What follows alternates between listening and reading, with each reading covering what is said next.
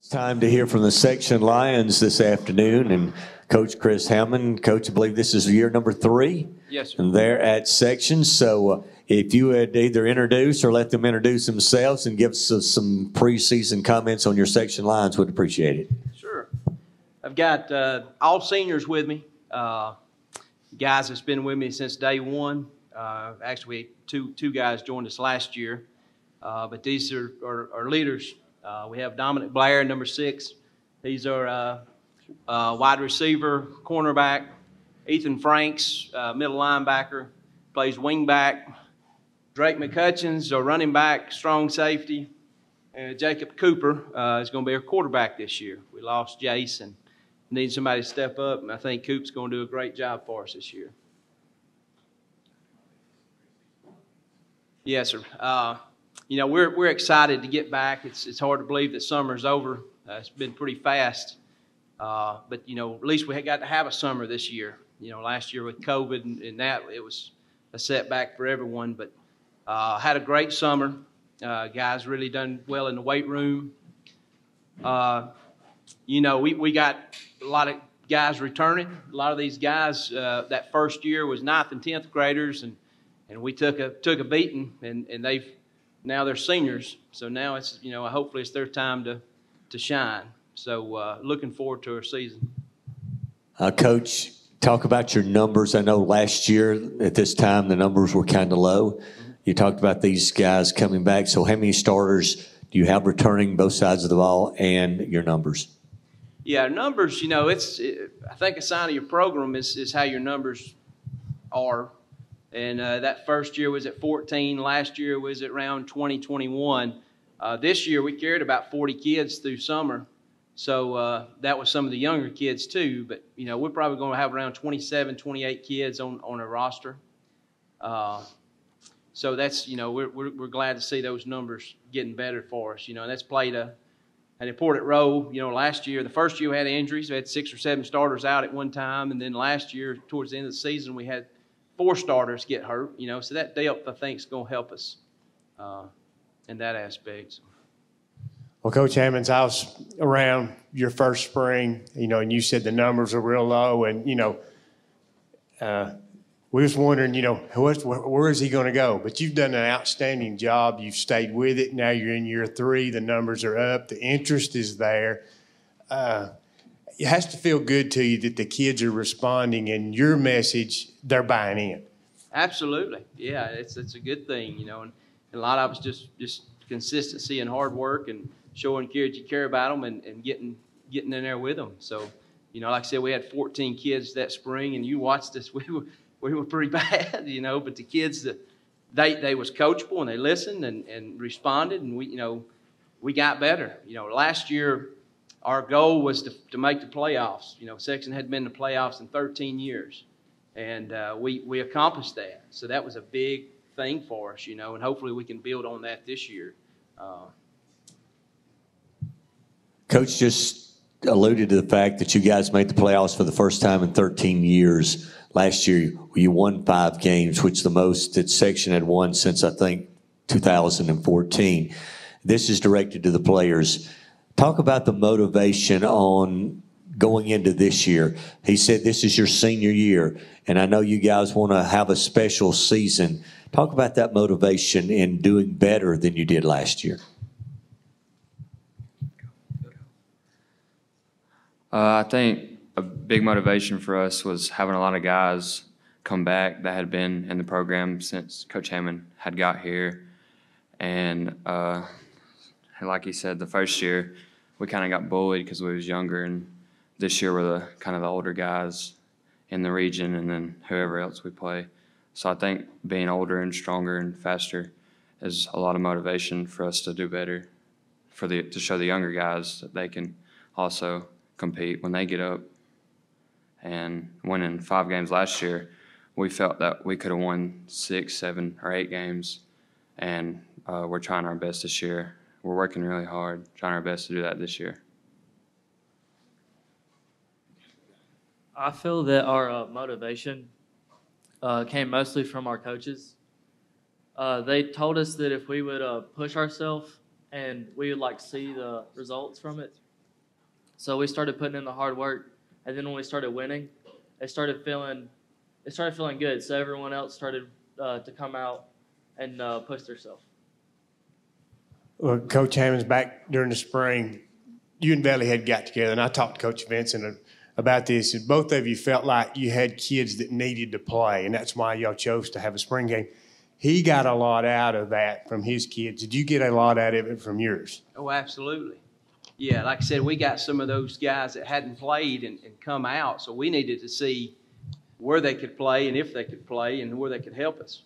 So we needed that spring, and we had 31 kids through spring, and we found some guys that's really going to help us this year, and they're excited about coming out and being part of it. So when we went into that spring, it's about evaluation and seeing where you fit. I knew what some of these guys could do, so we really, on defense, we started 4 or 5 guys that hadn't played because we needed to see what they could do, and very impressed with some of them. They're definitely going to help us. So that helped us. We needed that spring because the year before we didn't get that. We really needed it then. We're so much further along this year than we've ever been. So that's a good thing. I'm excited for that. Going into the season, we're not worrying about who's here or who's there. Everything. You talk about starters. I forgot about your starters. We got several returning starters coming back, 3- and 4-year starters for us. That's as far as numbers wise, I don't really have a figure for it, but all of our skill guys are back. We do have a new quarterback in Jacob Cooper, which he's 6'4", 215, and can throw it a mile. He's going to be pretty good for us. So and got guys to throw to. Up front, we're very young. We've got 2 9th graders that's probably going to start for us. 10th grader that's new and hadn't played. So again, that spring we really needed that for those guys to get that experience and to learn from their mistakes and move on from it. So it was good for us also. Coach Hammond here in the middle. You mentioned the goal last year was to make the playoff. That was one of the goals, and you guys accomplished that.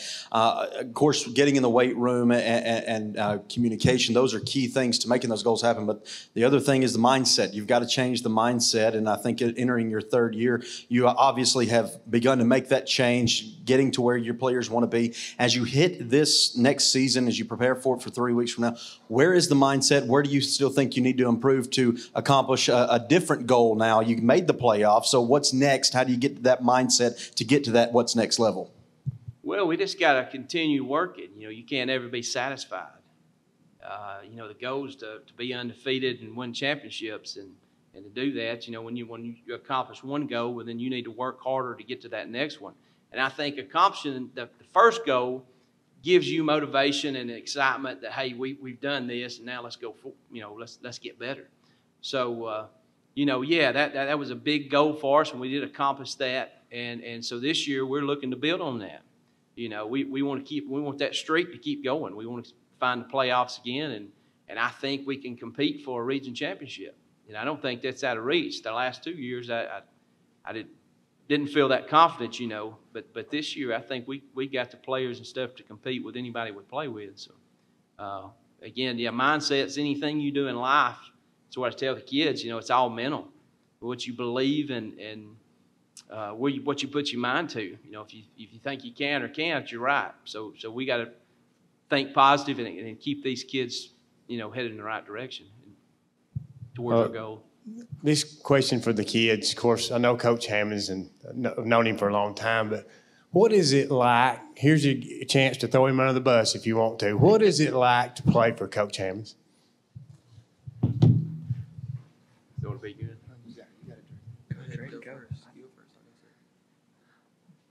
I really enjoy playing for Coach Hammond. He gets us in there, gets us to work hard, motivates us really well. And when I just started playing football last year, and he really showed me how fun football can be and how beneficial it can be. He's really shaped me into a better person playing football for Coach Hammond.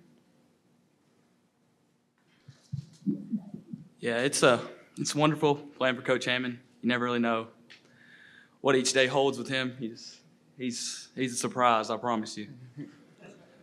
But yeah, it's been great playing for him. He's really pushed me to be a better player, better person, better man, really. He's really helped me a lot, and I thank him for that. He's a really wonderful person and an even better coach. So I love Coach Hammond. Thanks, Trey. I feel like that with Coach Hammond here, I played before he came, and I really felt like a huge turn in the program whenever he got here.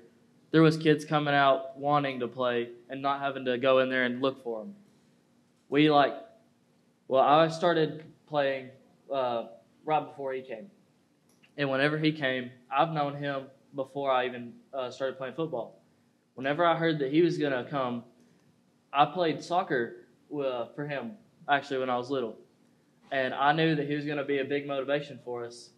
And making it to the playoffs really showed how much he's changed the program. I wasn't even going to play football, and he came to basketball practice many days asking me to play, and I just didn't feel right to go out there. And he came one last time, and I told him I'd come out there and give it a shot. And once I did, I never regretted it, and I love playing for him. Coach, and the players too, if you want to comment on this, as I look down your schedule, four of the first 5 games are basically rivalry games to me with section, because you've got Collinsville, Valley Head, then you've got North Sand Mountain and Ider. Is that motivation here in the preseason, getting ready for those rivalry games in the first half of your season? I think every game's important. You know, the rivalry games makes it more fun, but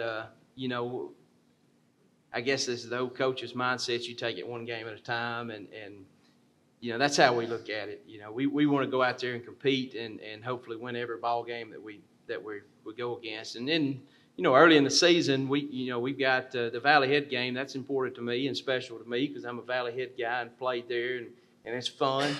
It makes it Coach Vincent's one of my really close friends, so it just makes for a fun Friday night. But like I said, when we go out there, we want to win every game we step on the field. So,